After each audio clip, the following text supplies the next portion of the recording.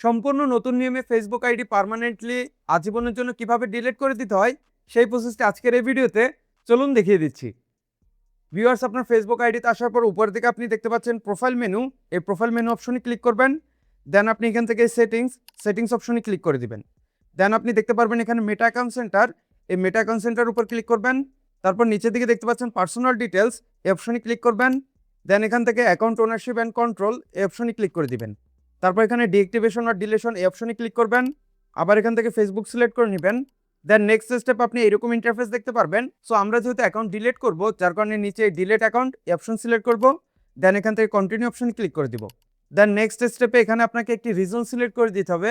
মূলত আপনি কি কারণে আপনার এই ফেসবুক অ্যাকাউন্টটি ডিলিট করতেছেন তার একটি কারণ দিতে হবে। সো এখানে সর্বপ্রথম আপনি দেখতে পাচ্ছেন I spend too much time on Facebook, এই অপশনটা আমি সিলেক্ট করব। দেন আবার এই কন্টিনিউ অপশনে ক্লিক করব। আবার এখানে কন্টিনিউ অপশন ক্লিক করব। দেন নেক্সট স্টেপে আপনি নিচের দিকে চলে আসবেন। আবার এখানে কন্টিনিউ অপশনে ক্লিক করবেন। তারপর এখানে আপনার ফেসবুক আইডির পাসওয়ার্ডটি আপনি দিয়ে নেবেন। পাসওয়ার্ড দেওয়ার পর আবার এই কন্টিনিউ অপশনে ক্লিক করবেন। দেন নেক্সট স্টেপ দেখতে পারবেন কনফার্ম পার্মানেন্ট অ্যাকাউন্ট ডিলিশন, এবং তার নিচে আপনি এখানে একটি নোট দেখতে পাচ্ছেন 30 ডেজ নোট। মূলত আপনি এখন যে ফেসবুক আইডিটি ডিলিট করতেছেন, এই ফেসবুক আইডিটি এখন সাথে সাথেই কিন্তু ডিলিট হয়ে যাবে না।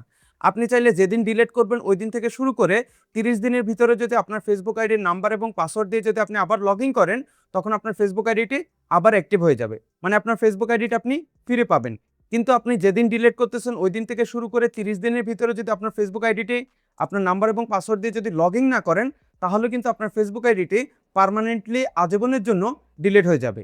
সো নিচে আপনি দেখতে পাচ্ছেন ডিলিট অ্যাকাউন্ট, এই অপশনে ক্লিক করবেন।